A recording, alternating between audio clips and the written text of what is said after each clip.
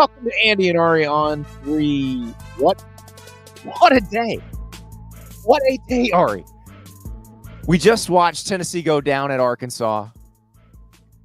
Alabama went down to Vanderbilt. USC went down to Minnesota. I mean, it feels like 2 years since Missouri went to Texas A&M and got smoked, but that was this afternoon. Yeah, I made a joke right before we got onto the show, but it's like, by the time this night's over with, Alabama's going to be back in the top 5, man. It's like, I don't know. I told you when we first started doing the show together, Andy, that if I come to the show with the hair slicked back, all ready to go, that like I'm just on it. I just look like I just got out of a bar fight. I don't know what's going on here. I don't even know where to begin. I feel like we're going to be on here for 2.5 hours, and then we still might have to come back if Cal beats Miami. Like, this was absolute insanity of a day. I don't even know where we begin to contextualize it, but I think it's kind of like eating like a 500-ounce steak. You just start taking bites and hope you get there, One right? bite at a time. That's right. Yeah. How do you eat an elephant? One Diego Pavia run at a time. That's how you eat Big Al. But I guess we should start with, we talked a lot about Alabama Vandy on our instant reaction show. That was still the craziest result. But right now, we add Tennessee to this mix. Tennessee goes to Arkansas and loses because Tennessee was one of the ones you were like, okay, where are we putting the Vols in relation to Alabama now that Alabama's lost? Well, where do we put Tennessee now?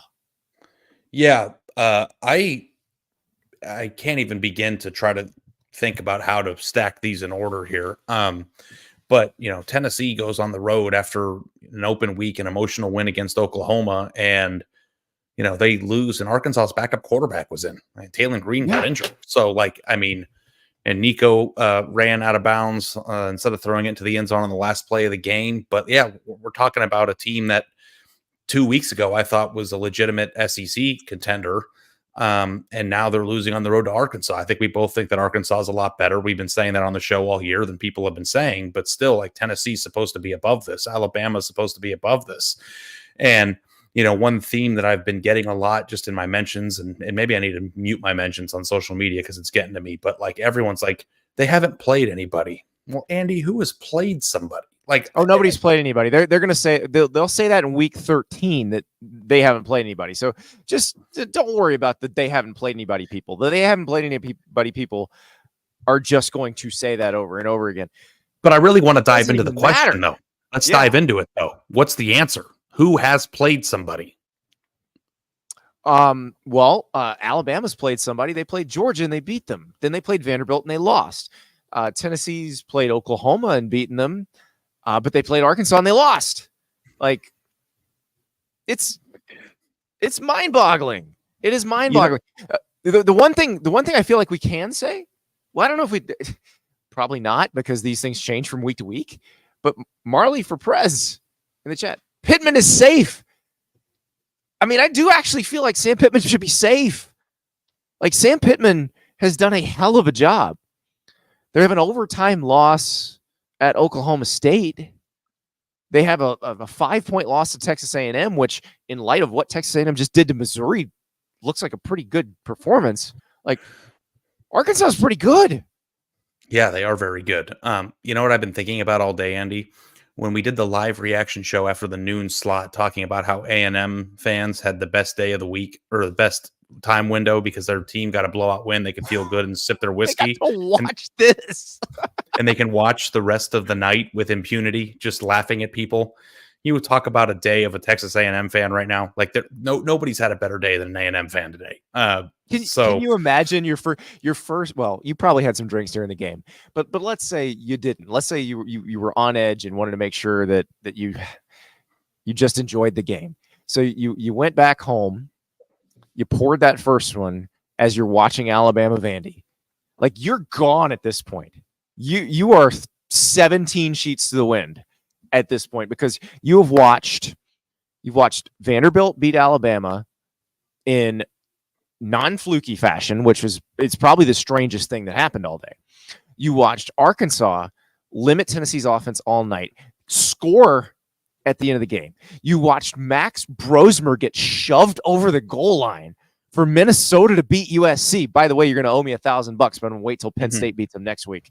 Andy, you're going to have to wait a little bit longer than that. There might be a 5-loss team in this bracket by the time the season's over. With, so it is funny when you think, though, that like USC losing in Minnesota and Michigan losing to Washington, while seemingly in the middle of the game finding an answer at quarterback, are just like buried at the bottom of what happened today.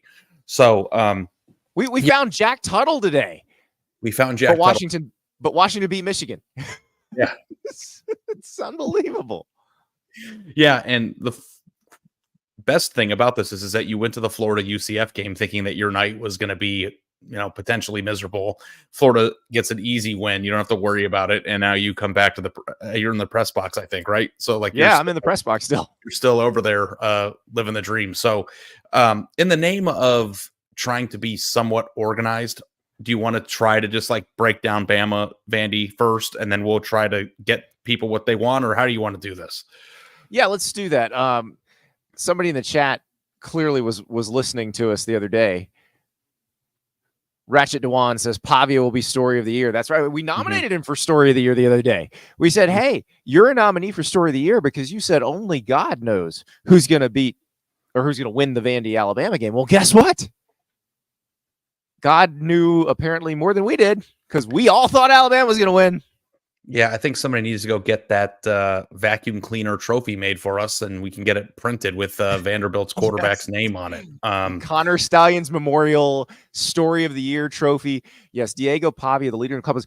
But interesting betting stat I saw on the internet tonight, Ari. Only one quarterback in the past 20 years has led 3 teams to wins while more than a 3-touchdown underdog, and his name is Diego Pavia. He was sensational. Like, I mean, we got to hand it to him because, there's a lot of really great things to say about Vanderbilt. And I know that the majority of our audience is probably going to be more focused on what this means for Bama, but we need to take a second for Vanderbilt because the thing that I was most impressed with, Andy, and we said it on the live show and I wrote about it on 3, is that you mentioned it earlier in the show, but like usually when teams that are 25-point underdogs go in and play in Alabama, a Georgia, Ohio State, and end up winning, it's kind of a fluky, penalty-infested, boneheaded decision, turnovers all over the place type of game that's just sloppy and one team doesn't show up. And the craziest thing about that game was that I thought that Vanderbilt existed in a high-powered, big-time football game with a team that we thought was going to win the national title 72 hours ago or 24 hours ago and won. It went punch for punch. It was up 13-0. It was up a little bit more than that. Alabama cuts it to 2. They go down the field, kick a field goal, strip sack, score. Everything that Alabama did to counter it at a time in which you would have thought that Alabama would take control of that game. Vanderbilt had a punch back that was even more powerful than the one that Alabama let. That's like even the Ryan Williams touchdown where he pirouetted in the air like a beautiful Cirque du Soleil model. It was not a circus catch, a Cirque du Soleil catch. You're right. The one where he tiptoes along the sideline. Able to contort his body in midair and still land in bounds and then run to the end zone. Like those types of plays are supposed to be the types of plays that a Vanderbilt team goes, well, we don't have that. We can't compete with that. And they did. They did. Matt in the chat, is it 2007 all over again, y'all? God, I hope so. Because the 12-team playoff would have been the greatest way to decide 2007. So, like, this. If we can just get this every week, because here's the thing, Ari. We kept saying October 12th the week. And then it was like, well, maybe it's October 19th. And you and I said during the week, don't sleep on this one because it's the ones we don't think are coming that get us. And this is the one that got us, and it got us in so many different ways. And the Bama Vandy thing is so emblematic of that. I mean, think about this. The goalposts from Vanderbilt Stadium got walked down Broadway. They got walked down Broadway Saturday night. Like people are throwing chairs off the rooftops. People are, Lord knows what Morgan Wallen's doing tonight. But they're walking the goalposts down Broadway because Vanderbilt beat Alabama, for God's sake.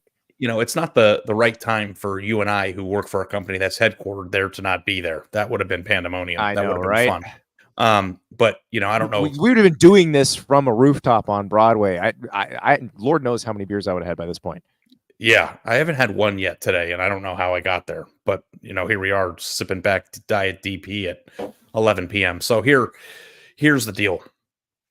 I don't know what this is going to mean for Vanderbilt as a program. I said earlier on in the week that I felt kind of bad for Clark Lee and Barton Simmons and their staff because their plan of how they wanted to attack this thing blown up during the NIL transfer portal era. And then here they are, probably delivering the biggest win in Vanderbilt history and doing it in a way that makes me feel like Vandy belongs on the field with anybody in the country. We'll turn around and see them losing by 10 to Mississippi State in 2 weeks. This is how the sport works. But it's just was a remarkable showing. And I think that we learned just as much about Vandy as we did about Alabama. And we learned something big about Alabama too, Andy, which is, Daddy ain't home no more.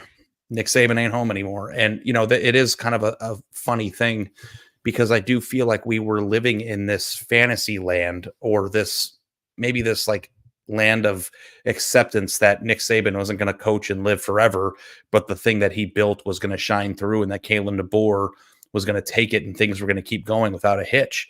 And for the first 5 weeks of the season, it really felt that way. It felt that way when Alabama beat Georgia last week. Their team is really, really good. It's very deep because of what Saban helped build.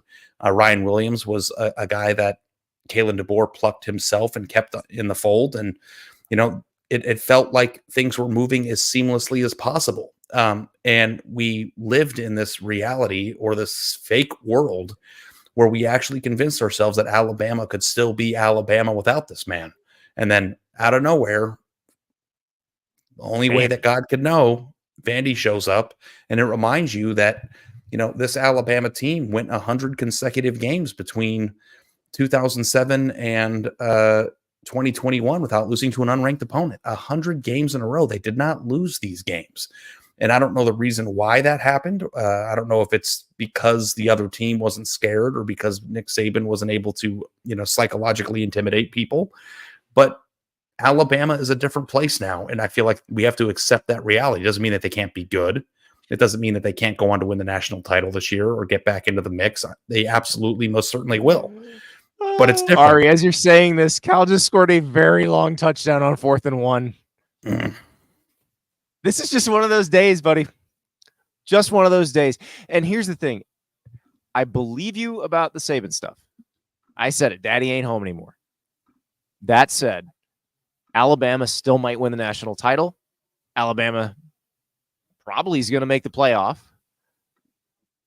Like that's the part we got to come to grips with. And maybe this is not a 12-team playoff thing because the 12-team playoff hasn't actually even happened yet. This is a transfer portal, transfer rules, NIL thing where the prohibitive depth is gone because players are more efficiently distributed now.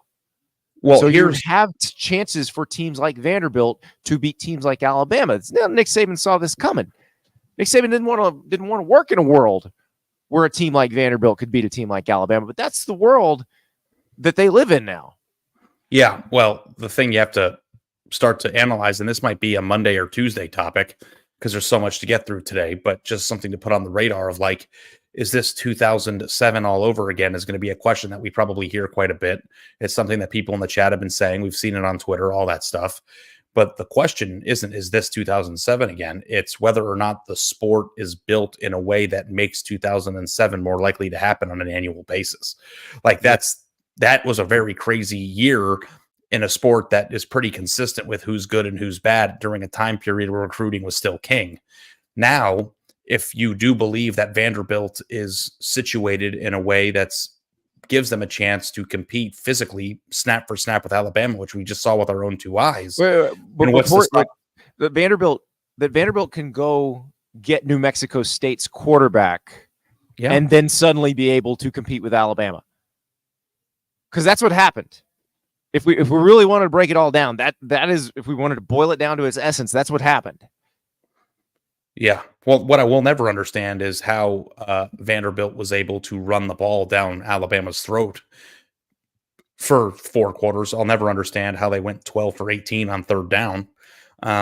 They did things physically in that game that kept up with the team that is supposed to, eventually wear that down. And Diego Pavia is a hell of a player. And that one throw that he made, I think it was in the third quarter or the early fourth quarter, where he 4th and 2 pass up the middle. I mean, that's the type of play that maybe Vanderbilt wouldn't have a quarterback that could make 2 years ago.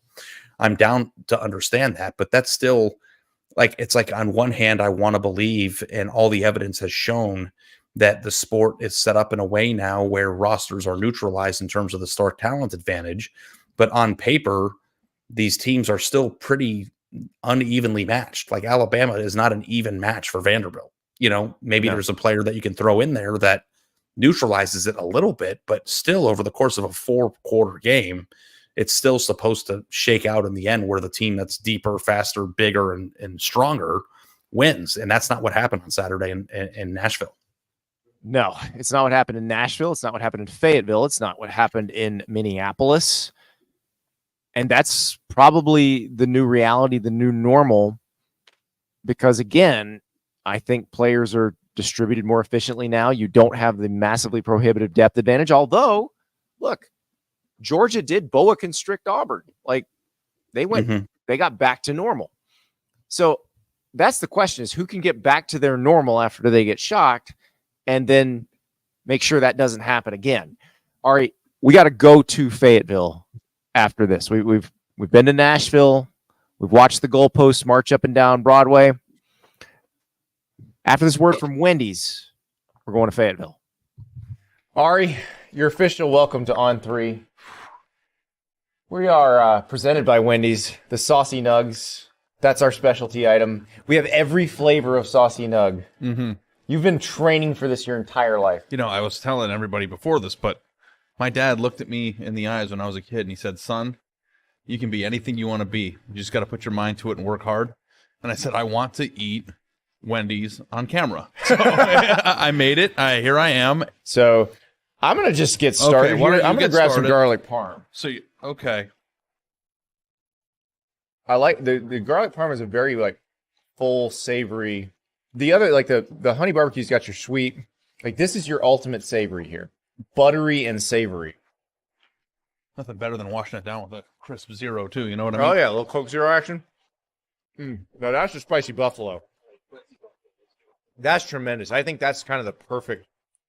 That might be my favorite. This is the Parmesan garlic, and this one I haven't tried yet. Which one? It's a little bit hotter. Parmesan garlic. Oh, this is spicy Parmesan Yeah. garlic. Okay. It's pretty damn good. See, I keep changing my favorite. I think that's the point of this exercise, right? Yes. That's my favorite one.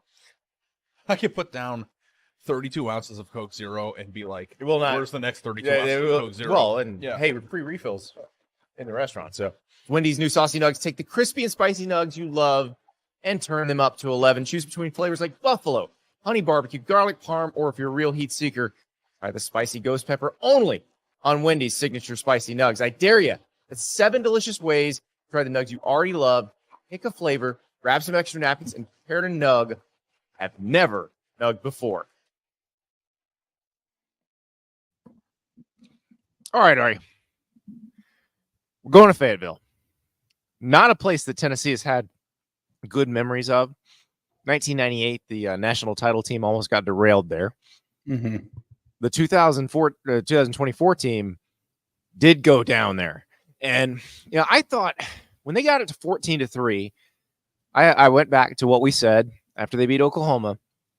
Okay, they found ways to grind out wins. This team's, they're not going to score 50 on everybody, but they've got a defense that's going to be able to allow them to grind out wins.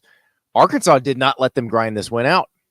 Arkansas kept coming, mounted a couple of really long drives, and then put it in there right at the end with Taylon Green out. Yeah, the thing that's disappointing if you're looking at this from the Tennessee angle is that this was supposed to be a team that was able to win in multiple ways, right? I mean, you're supposed to win through the air in a shootout, a defensive struggle, all the different ways that a team could be built, with their defensive line, their running backs, their star quarterback. They just were not able to get anything going. And I liked the whole idea Josh Heupel had of letting Arkansas score there at the end. I thought that gave them enough time, down 5, to go up back and get it. But even the clock management on the final play, they had some mistakes where, Nico fumbled or muffed a snap, and Dylan Sampson had to catch it and run with it, and that wasted 30 seconds. Like, they could have scored at the end had they been in sync, and it just didn't look like for 4 quarters that Tennessee was able to really feel what they wanted to do. And I think you have to give some credit to Arkansas for that, because going on the road in that environment, that's a very tough team. We've seen them all year, Andy, playing big time football against some really tough opponents and hanging in there physically. I didn't love the 14-point spread in this one. I thought that this could be a danger spot, especially considering the fact they hadn't played for 2 weeks.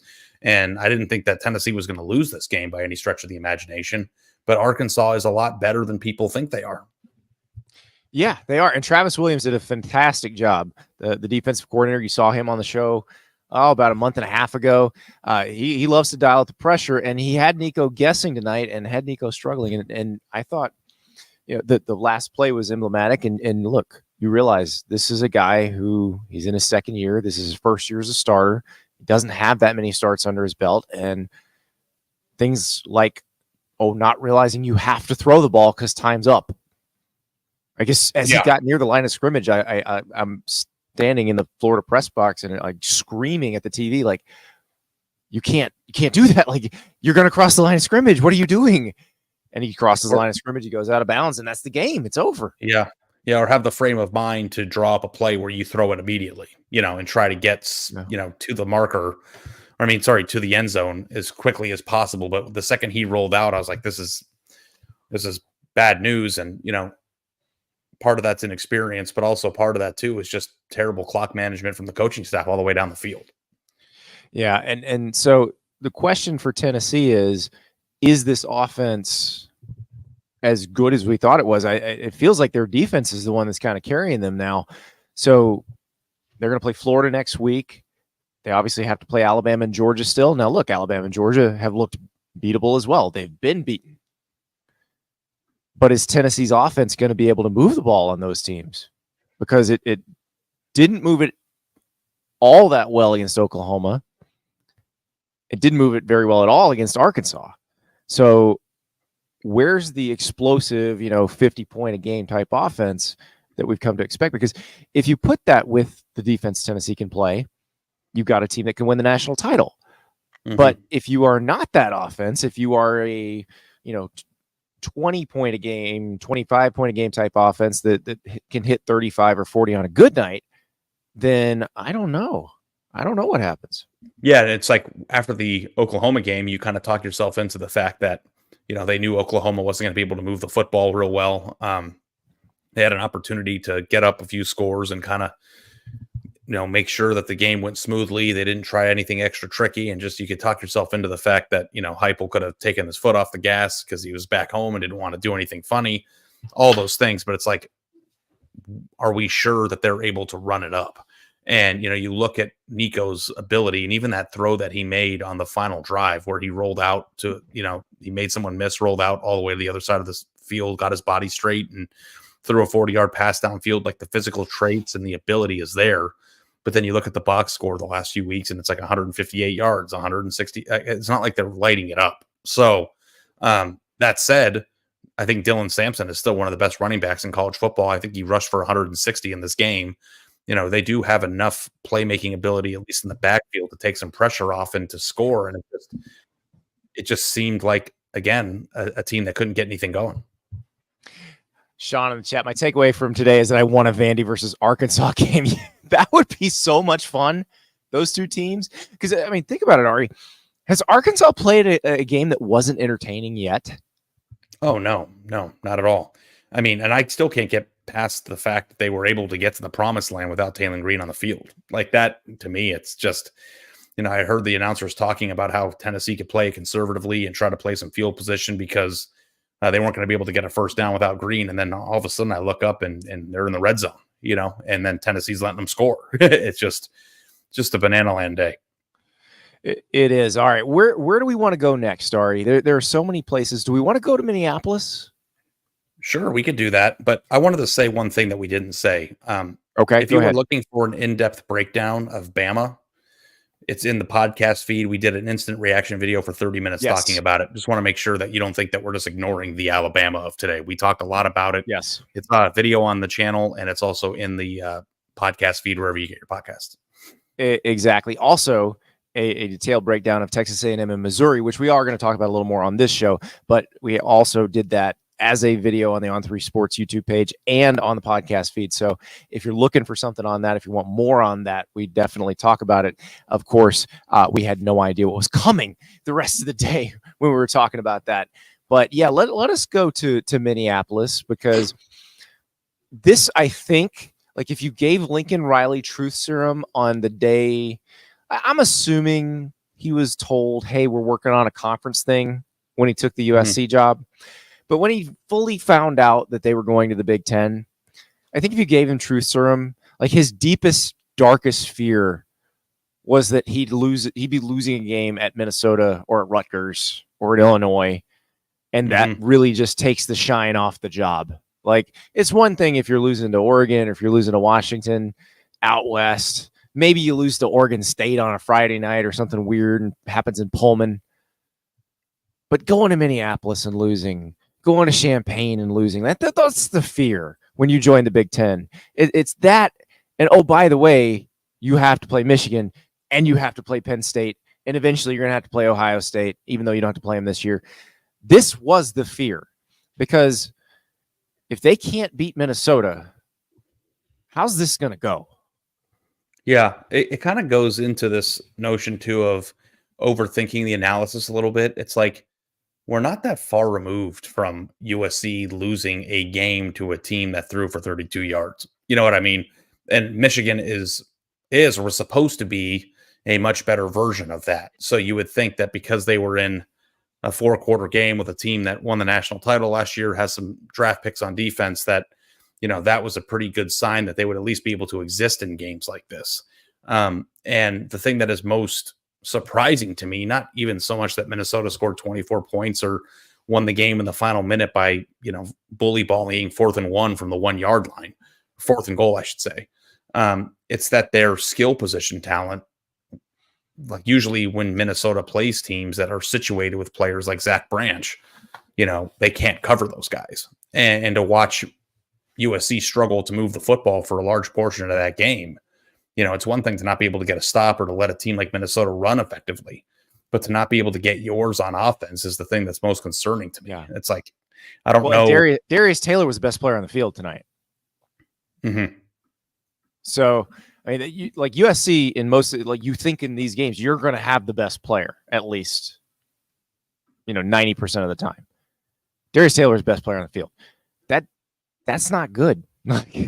And, I just wonder, like when Penn State goes, now look, I say this, sorry, we're making assumptions again. Well, if USC can't beat Minnesota, then they obviously can't beat Penn State. No, that's not true. Penn State probably could go to USC and lose very easily. But I just, I remember hearing Lincoln Riley at Big Ten Media Days, and he was talking about, and it's the thing I've said criticizing Billy Napier, like, you can't be criticizing your roster that you inherited in year 3. And Lincoln Riley was saying, I'm not a miracle worker. Look at what I inherited. And I'm like, oh God, this is a man trying to manage our expectations. And then they beat LSU. The Michigan game didn't go the way they wanted to, but I was like, okay, it's still fine. He was managing our expectations. So now I'm looking at Penn State. I'm looking at Rutgers. I'm looking at Washington. I'm looking at Nebraska and going, this could be a problem. Yeah, and I have some thoughts about USC's offensive limitations in this game, Andy. I don't know if we're finding out that Miller Moss might not be a worthy comparison. Oh, he's not better than Caleb Williams. I know. I'm starting to think that might be a possibility, but I'm looking at the box score right now, and I'm seeing their leading receiver was Hudson with 54 yards, and Deuce Robinson 4 catches for 39 yards, Mekhi Lemon 37 yards, and I think one of those was like a 20-yard catch on the last few plays of the game when they were playing, off the ball. It's like, how are we in a place right now where this team can't muster up any explosiveness with these guys? And Zach Branch, 3 catches for 10 yards. Like, that's what we're doing against Minnesota. Like, this is supposed to be a defensive issue. And 24 points to Minnesota isn't a defensive clinic, but holding Minnesota to 24 should be a win way more than, 9 times, 9 out of 10 times. Roger in the chat paid $5 to say, Ari, I threw your CD out the school bus window a long time ago. I'm very sorry about that. Glad to see the success in your career. I remember you, Roger. And I don't remember what CD was this. I don't know, but yeah, I remember. Bud. Well, I'm happy that you're doing well, and I'm also happy that you are successful in your own right. If you're throwing five bones at me to remind me of a childhood trauma on a night that I've been awake for 13 hours, but and Ari's slightly traumatized too, because remember the day Lincoln Riley took the USC job, he and I made a bet, and I said USC will not make the playoff in Lincoln Riley's first 3 seasons, and Ari said he would. And that first year, we're sitting in Vegas, USC, Utah. It's going fine for USC. And then Caleb Williams gets nicked up, and all of a sudden the dam breaks. Utah beats them. They don't make the 4 team. Okay. They're not going to make the 14 the next year. They certainly didn't last year. But with the 12 team, I was thinking once they beat LSU, I was like, I might have to pay up for Ari here. Nope. Ari's paying me. The good news for you, Ari, is that I am going to spend most of that money on a lavish dinner for us. So just be picking out the place. Buddy, I'm gonna be it's gonna be the seafood tower of all seafood towers by the time I'm done. We definitely get the seafood tower, no question. But that news for you, you're gonna come out in the red on that one too.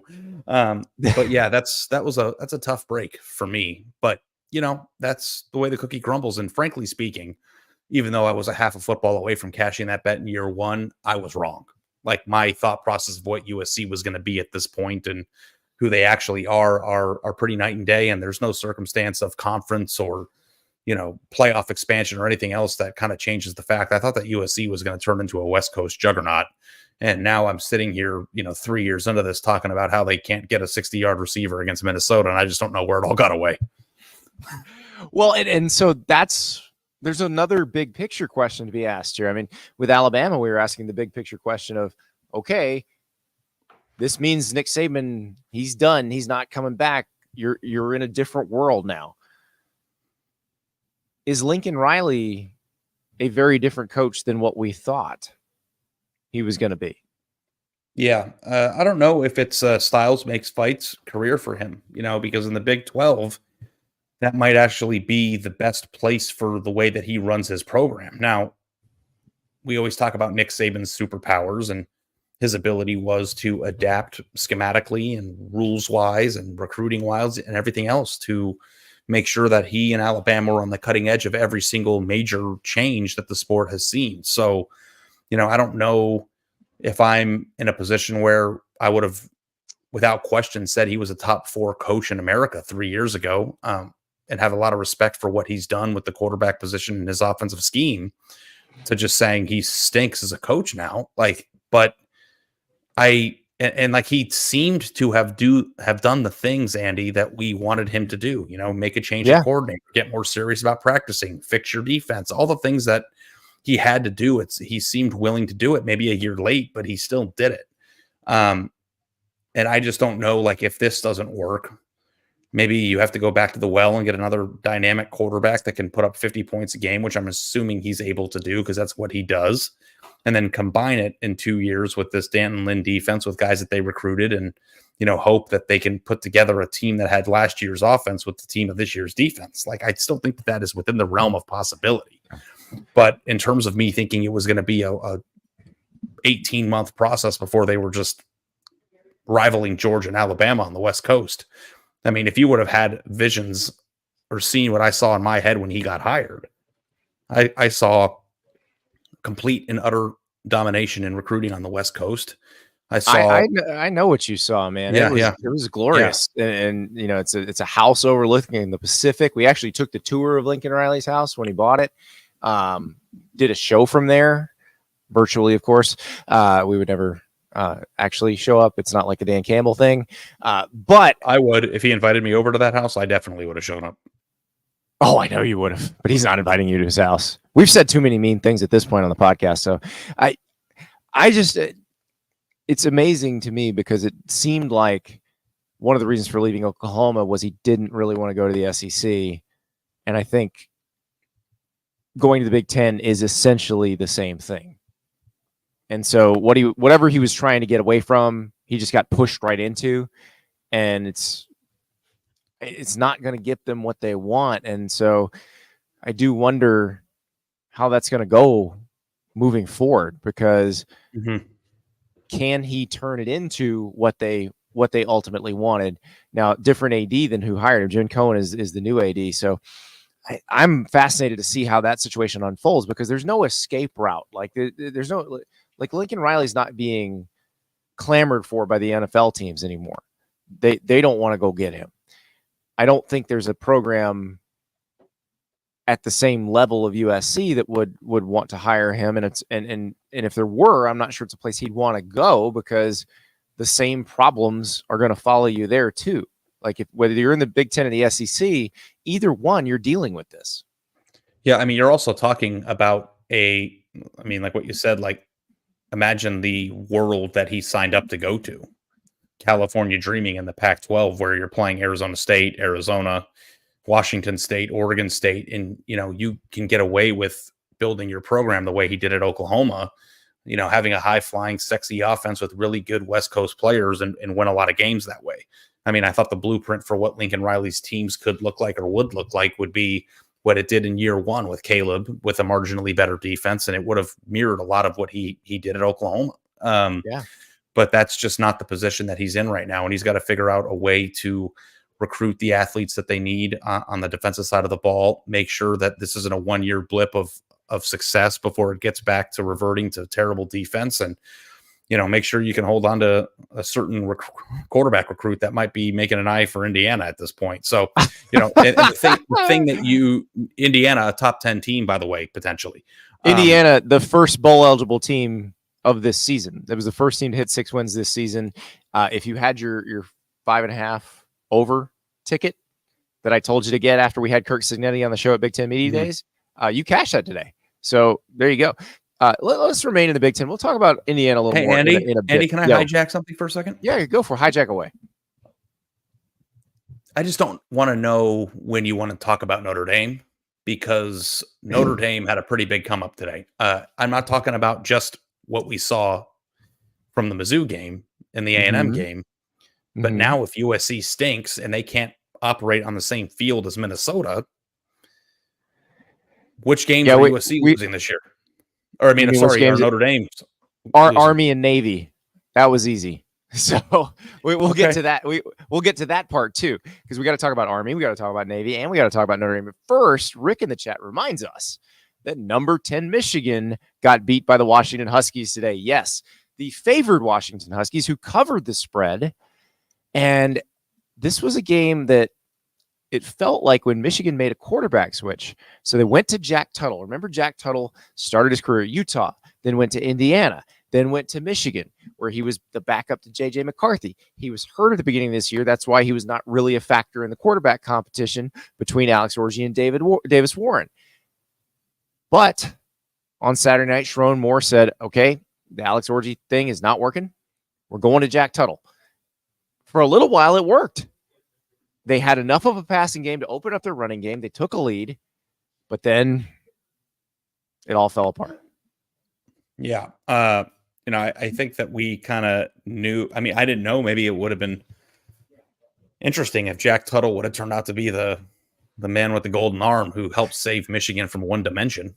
But it didn't turn out that way. I think we kind of were both on alert that Michigan was not done losing this year. And, this is no surprise to me at all.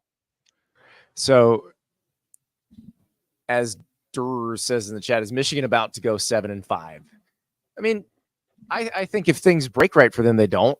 They can still potentially go 9-3. They could go 8-4, but 7-5 certainly in the realm of possibility. Ari, this allows us to get into our Indiana conversation. They play each other down the road. What do we think the spread's going to be in that game? Oh, boy, I don't know. I know this Durs fella.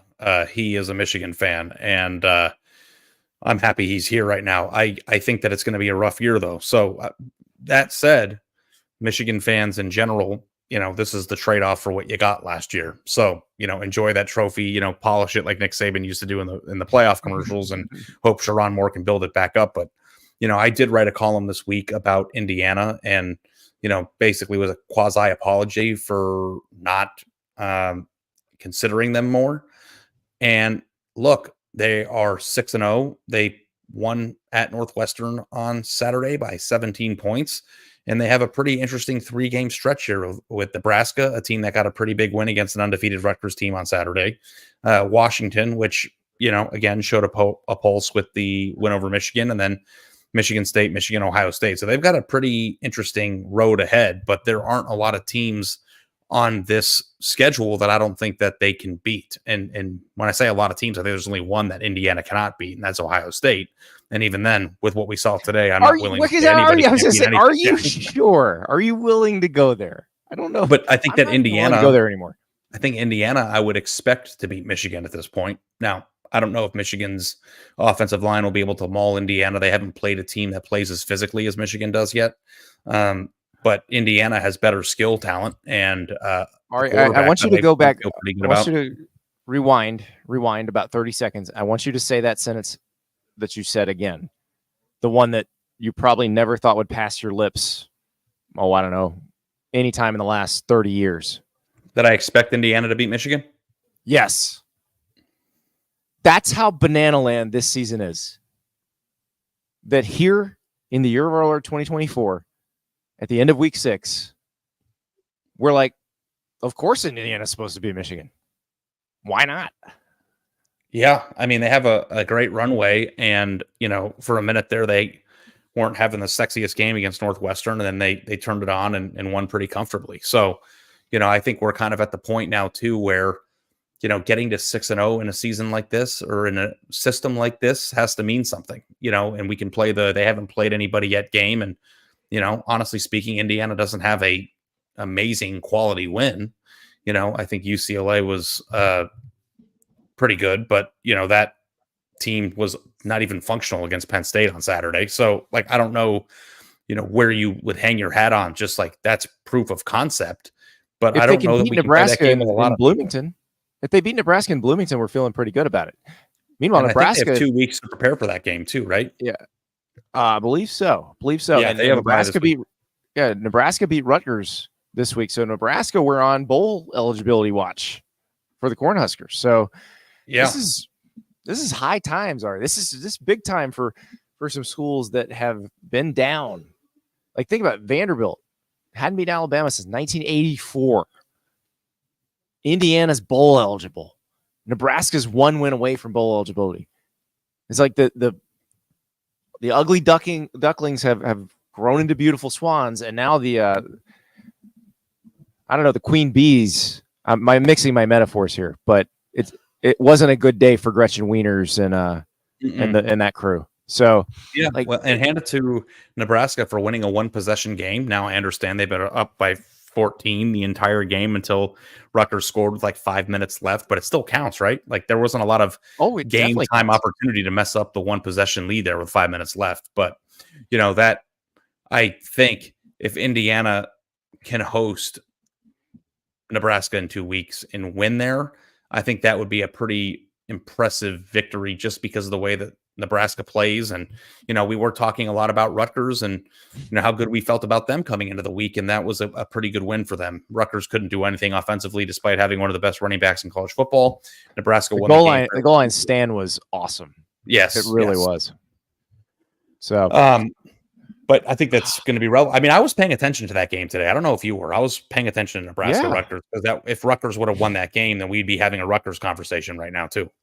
Yeah, it was in a bit of a lull in the action because we were the only other game with Alabama Vanderbilt was obviously dominating the conversation, but it wasn't over yet. So we were still kind of waiting to see what would happen there. This is we will get to it. So we had Roger in the chat, who's a childhood nemesis of Ari, who threw a CD out the bus window, and Ari can't remember which one. Everybody else in the chat is trying to fill in the blank on what CD it was. At the end of the show, in grab ass time, once we reach the hour mark, we will go down the definitive list and try to figure out what The CD thing is what. that's so great about their guesses is that it's all like right in the time period of like CDs that I might have had in that era of my life. Eiffel 65 made me laugh. Yeah. It's so perfect. So we'll get to that. But we have so much more that we need to talk about. First of all, Cal's up on Miami 21-10 at halftime. Mm-hmm. So there's an entirely possible universe where much later tonight, I get home, I call and wake you up, and we do this again. Yeah, because that's fine. I'm not going to be woken up. I'm going to be awake, Andy. I got a lot of work to do tonight. No clue how to rank these teams. No clue how to project the bracket. None. Well, actually, can we go with the two chalky games that did sort of reinforce the new world, the old world order? Georgia beat Auburn 28-10. It was never particularly close. Well, I guess it was close for the first quarter and a half, but Georgia pulls away. It was 31-13. I'm sorry. They covered the spread. That's what it was. But they pull away. Kind of a boa constrictor game for them. I don't know that I learned a whole lot, but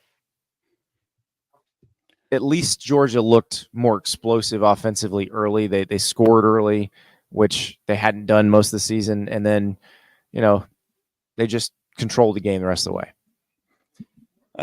Yeah, that does seem to fit the bill of what you were anticipating.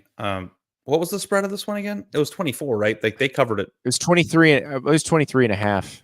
Yeah. So they did not cover it. It was kind of Auburn covered. I meant you were right about that. Yeah. Yeah, that's exactly what I anticipated would happen. I thought that Georgia would win by a little bit more, but it was kind of one of those games where it was a 4-point game, I think, early in the third quarter. And then Georgia just kind of took over the game and Auburn couldn't do anything. And, you've seen that movie 100 times with Georgia. And then the other game that I think you're referring to is the Ohio State-Iowa game. Yes. Did Kirk Ferentz agree with your scalding take from the other day that Jeremiah Smith's already the best receiver in college football? Because I think he did. I'm pretty sure he said that after the game in not so many words. I did tweet that the touchdown duel between Ryan Williams and Jeremiah Smith this year is about as electric as the McGuire-Sosa home run chase. like watching them, like you watch Jeremiah Smith, who just catches one-handed, like you're looking at this picture here. Like this is every week. It's not like once in a while. It's every single week. And then Ryan Williams doing things with his body that no person could ever imagine doing naturally. And like, that's it. But listen here, this game went exactly the way that I thought it would. I mean, Iowa did a good job of kind of dragging Ohio State down into the depths of hell for a half. And then, of course, what usually happens when these two types of teams play is, the athletes start wearing down and big plays start happening. And Ohio State started playing a little bit more aggressively on defense. And then, it turned into a blowout. So, that said, we have Oregon, who's undefeated. That's a game. We haven't even talked about the Friday night games. In UNLV, Syracuse was one of the best games of the weekend. If you didn't watch it, it was incredible. I think that Ohio State did exactly what I thought. They're playing Oregon on Saturday. We're going to find out a lot about both of those teams in a week. Yeah, I can't wait for that. But it's so funny that this is the first time, well, I guess I obliquely mentioned it in the open. This is the first time we brought up next week. We're 48 minutes into the show. This is the first time we brought up next week. Ohio State plays Oregon. Texas plays Oklahoma. LSU plays Ole Miss. Penn State plays USC. These are all games that we were like, we circled on the calendar. That's the weekend that's going to be the greatest Saturday of all time. We just lived through one of the greatest Saturdays of all time. And we're still not, you're right. Let's talk about the appetizer, the Friday night appetizer, that UNLV Syracuse game, because it was tremendous. Syracuse takes a lead, UNLV comes back, they trade punches, and then Syracuse scores a touchdown in overtime to win it after Kyle McCord makes a just absolutely nails throw to force overtime. Yeah, and then they had that weird roughing the passer penalty at the end, which was either targeting or roughing the passer. It would have extended overtime, or at least given Syracuse a chance to kick a field goal to tie it. That and then moved the chains. Syracuse ended up taking the the lead and winning the game on a touchdown later on in that drive. But Hajj Malik Williams, I think, is an electric thing he's electric player.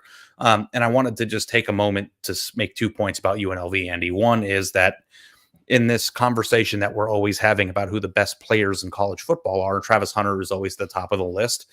But there is somebody in Las Vegas who is doing something every single week that might not be in the public eye that needs to be represented on Heisman lists. And that's Ricky White, the receiver there for the Rebels. And like, he's blocking punts, he's making catches, he's the heart and soul of that team. And I cannot be more blown away by how good of a football player he is. And it's important to note, this team's playoff run is not over with yet. Now, we have not discussed Boise. They just scored 60 points, and Ashton Genty had like 12 rushes for 190 yards and 3 scores or something crazy like that. But let's Ashton, we'll get to I'm going to find the exact numbers, but let's just say Ashton Genty came into the game averaging 10.3 yards per carry. His average went up today. That's how good he was today. His average first carry was a 63-yard touchdown run where he broke, I think, 3 tackles along the way. It's just unbelievable what he's doing. But we're going to be getting UNLV Boise in Vegas on Friday night in a few weeks, and then if they both do what I think they're capable of, they might play again in the Mountain West championship game. So, but I'm saying, like, if UNLV somehow wins out or wins the Mountain West, beats Boise and plays somebody else or Boise again, they'll probably still be that 12 recipient. So I had a here's the Genty numbers, by the way. 13 carries, 186 yards, 3 touchdowns. His the 63 you said the first touchdown, not even as long. He had a 75-yarder later. It's insane. Yeah, so we're going to have to be on Group of 5 watch this year because this stuff is still important. And even when Group of 5 teams lose, they're still going to be in a mix for being the highest rated G5 champ. So I wrote a column about how fun UNLV was to watch and how amazing that win was and everything. And then they lost and I had to throw it in the trash. But I'm going to take a few pieces of stuff from those thoughts and I'm going to write a column this week about UNLV because I think they deserve our attention. They're an incredible team. And it was a pleasure to watch them on Friday night. 2 other teams in the Group of 5 that certainly deserve our attention are the 2 that are sitting atop the American right now, Navy and Army. And we talked about this in the mailbag show because we had a question about what happens if Navy and Army are the 2 teams in the American Championship game. How does that work? How does the Army-Navy game work in terms of selection for the playoff? And the way it would work is Army and Navy would play an on-campus game that would be the American Championship game the week before the actual Army-Navy game. The actual Army-Navy game will not count toward playoff selection, but you could be in a situation where that potential first meeting, the hypothetical first meeting, would be for a playoff berth. You know, if both of them are undefeated, which would mean both of them beat Notre Dame. So it's, I mean, I don't know if they're both going to be undefeated, but these 2 teams look amazing. And I just watched a lot of Navy Air Force today because obviously the noon slate, there were not a ton of really close games other than SMU, which we should not throw out for the ACC championship, by the way. SMU Louisville was a good game. They're back to life. Let's talk, you know, Navy's offense is really fun to watch. It's kind of if you married the wing T and the triple option together, which is exactly what it is. They hired Mercer's offensive coordinator who came in and he was a wing T guy. And he sort of, instead of just saying, this is my offense, I'm bringing this, he said, okay, you guys have been running the triple option your whole life, your whole time here. We're going to meld some of these concepts together. So you get these crazy motions into triple option plays. And they can throw the ball too. Like if you get second and short, Navy's going deep on you. Yeah. So, and it's like the same thing with Army too, where their quarterback only threw it 5 times. And I think he had 150 yards. Like it was like, yes. You know, they don't throw it like air it out, but when they pop you, they pop you. So, and the thing that's tough about these teams, as you know, is that if you're a team that's not prepared to defend their offense, you cannot stop them, which is why you're seeing 30, 40, 50, points a game that they're scoring here. So, the good news for Notre Dame is that they're familiar with playing these teams as they do it very regularly. But I don't know if your Notre Dame still is in trouble stance is they're playing the military academies. I'm not going to argue with that, but what a world we live in that's a statement. Well, listen, that's one of the if you don't know why Notre Dame plays Navy, like you should educate yourself as a college football fan. Notre Dame plays Navy because the Navy used the Notre Dame campus as a training facility during World War II. It essentially allowed Notre Dame to stay open. Like there was a chance the school was going to have to close because they needed it as a naval training facility. It allowed the campus to stay open. It allowed the employees to keep working, and Notre Dame continued to be what it is. And they say, as a thank you, they play Navy every year, and it's a beautiful thing. It's not going to be a beautiful thing for Notre Dame's defense when they got to play Drew Cronick's offense. But I mean, I'm so glad that it's still happening, and I think it's so cool. And then Army was the best team in college football when Notre Dame got blackballed by the members of the Western Conference, which became the Big Ten. So Notre Dame went to play Army to show, hey, look, if we can't play Michigan anymore and we can't play those schools because Fielding Yost is blackballing us, then we're going to go play Army and show that we can play against the best. Like the great Grantland Riceley, the Beneath a Blue-Gray October Sky, the Four Horsemen Rode Again. Like that was an Army Notre Dame game. That was essentially the game that introduced the forward pass to college football. So it is. Hey, River, can you turn the rest of this explanation into a black and white black and white filter? You're gonna make it a newsreel. Yeah, the boys from South Bend were chucking it around today in the polo grounds. Yeah, so but that's why those games happen. The fact that those games are going to be incredibly relevant this year, I think, is so cool.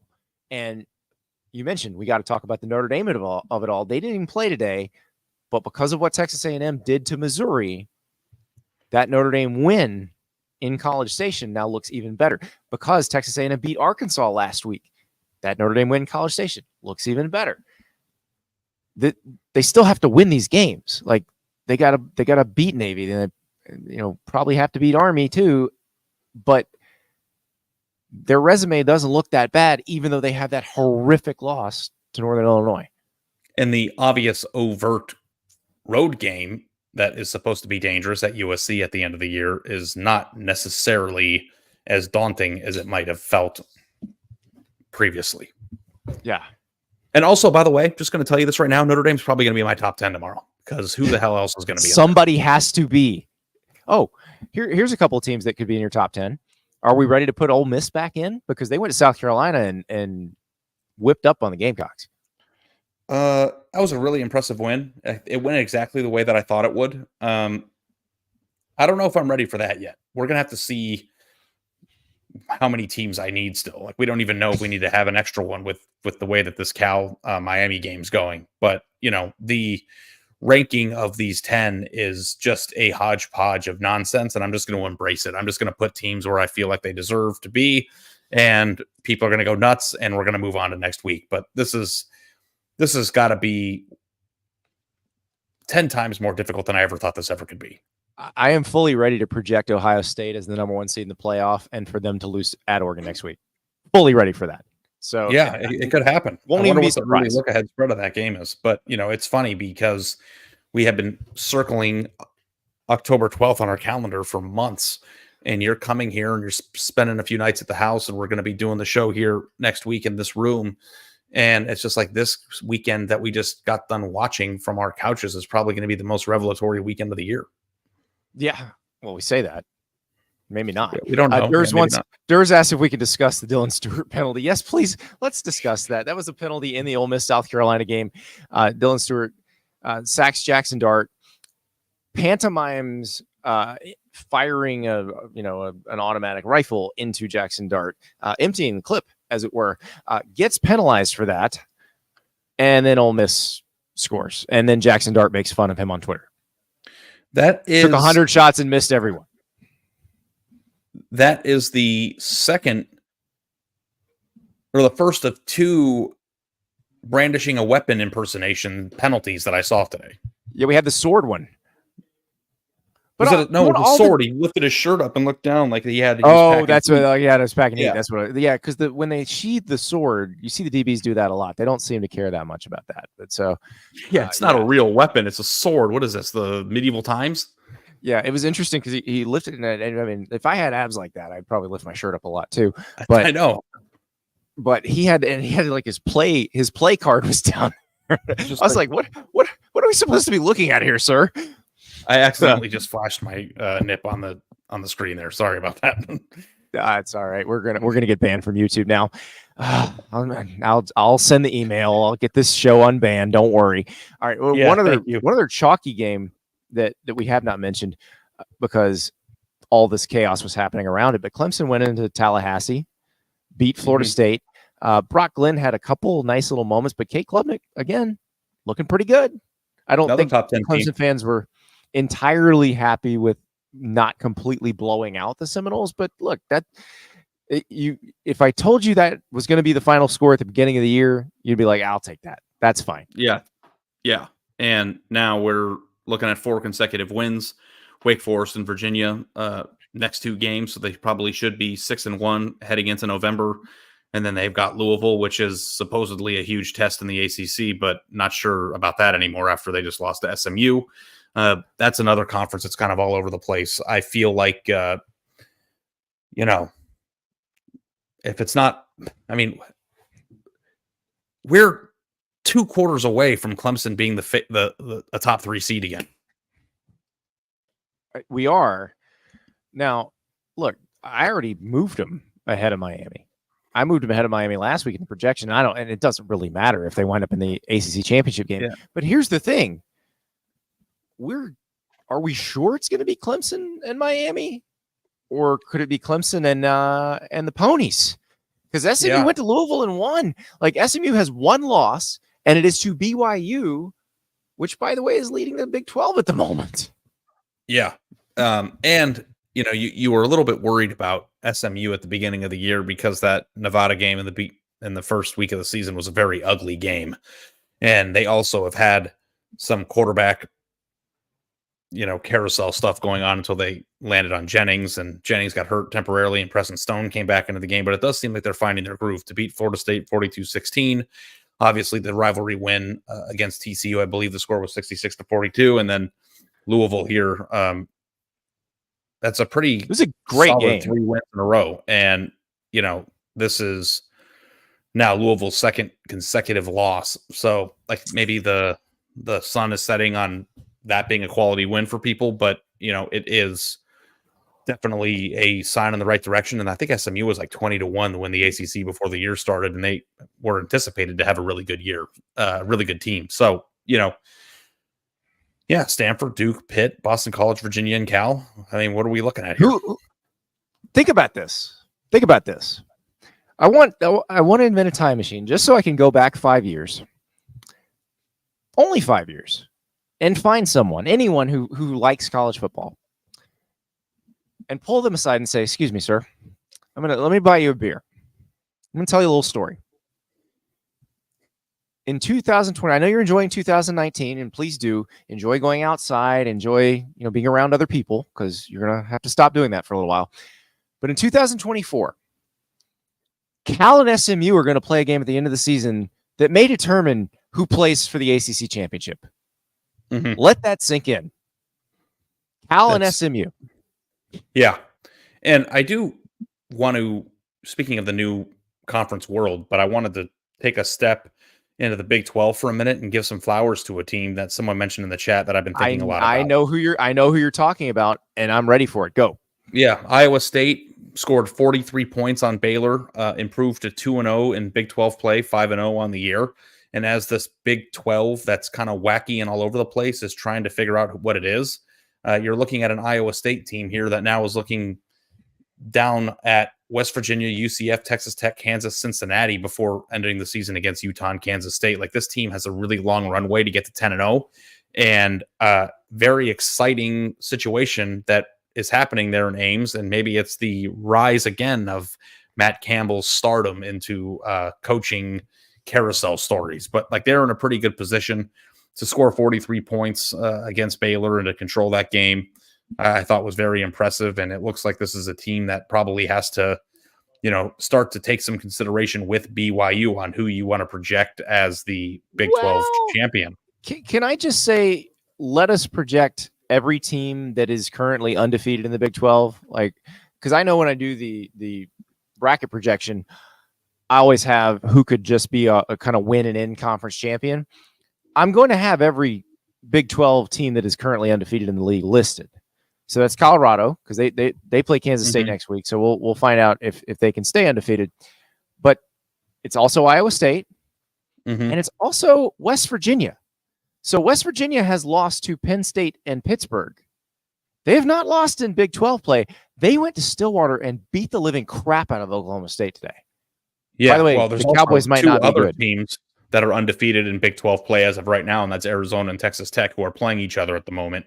Texas Tech might also advance to 3-0 if they finish this game. They're up 15-3 on U of A as midnight approaches here in Central Time. So, whew.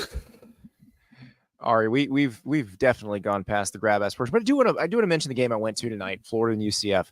This could have been the absolute nightmare scenario for Florida fans. Absolute nightmare scenario. Losing to UCF in a season that's already been declared a lost season, but they didn't. They came out and played really well. Florida's defense stuffed UCF on a 4th down early in the game, scored a touchdown off of that, and that was kind of it. Florida controlled the tempo the rest of the way. UCF's offense is it's not pretty. They're so slow. Like, Florida's struggling to get lined up, and UCF's just standing there waiting for Florida to get lined up. They're like, okay, don't take your time. Don't worry about us. We'll wait for you. Instead of just snapping the ball and letting the 240-pound quarterback run through them, they just don't do that. So doesn't give me a lot of optimism for UCF going forward in the Big 12 either. But for Florida, it was actually a really nice night. It was a beautiful night in the swamp. There's a little bit of a breeze. I thought, okay, it's going to be a bunch of UCF fans. The Florida fans are going to show up. Nope, they came in droves. It was a huge crowd, sellout crowd. And it wasn't that they all sold their tickets to UCF fans. Like, they were there. They were loud. And it's been 7 years since Tom Petty passed this week. And they started that tribute to him with playing I Won't Back Down after We Are the Bulls of Oval, Florida. And it was probably the coolest version of that I've seen in the games I've been coming to at Florida since they started doing it. And they were just so happy. And it's like, they haven't been happy in a long time. So it was nice to see them happy. And you can talk about what will happen next and what's probably still inevitable and what may happen next week. Who knows? But they were happy this week. So enjoy that, Gators people. You haven't gotten to be happy very often. So enjoy the moment of happiness there. Because your team looked good. Team looked good for tonight. Yeah. So we'll see what's next, because what do they always say? Being humbled is only a week away, but we'll see what it looks like when they go to Tennessee. Andy, as you were talking, Cal picked 6 Miami, so they're going to be up 28-10 here. So, I need to get out of this press box because I'm annoying everybody who's trying to write their game story, and then I need to get home so that we can do our 4th instant reaction show of the day if Cal beats Miami, because I think we do need to do that. And Texas Tech, Arizona shaping up in a very interesting way as well. So this is I do appreciate me some ACC and Big 12 after dark. Glad those things are here with us now, but I did promise grab ass, and we're going to get grab ass. So earlier in the show, a guy named Roger, who knows Ari from back in the day, paid $5 to tell us that he's sorry he threw Ari's CD out the window. Ari does not remember what CD it was. The good news is you guys have tried to fill in the blanks. So we're going to go fast. He threw Ari's Creed CD out the window.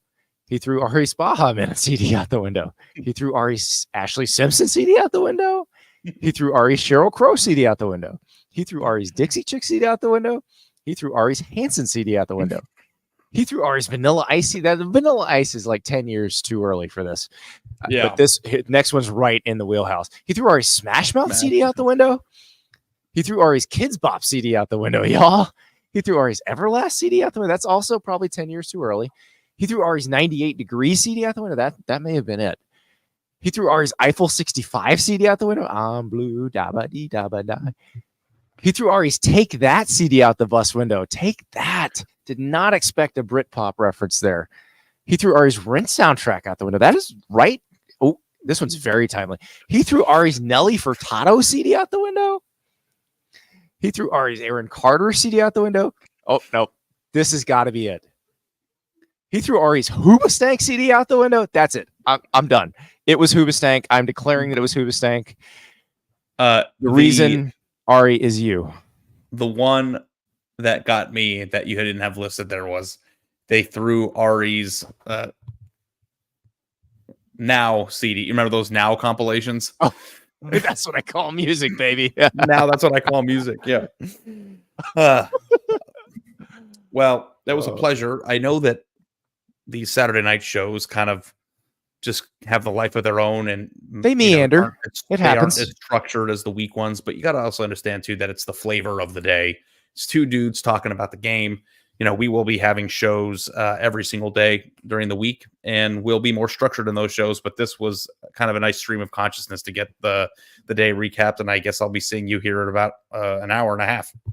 Yeah, if you made it this far, everybody, thanks so much. If you don't normally listen, if you don't normally watch, 9:30 a.m. Eastern Time, Monday through Thursday, 11:30 p.m. Eastern Time on Saturday nights to recap the games. And of course, when news happens, we do emergency shows.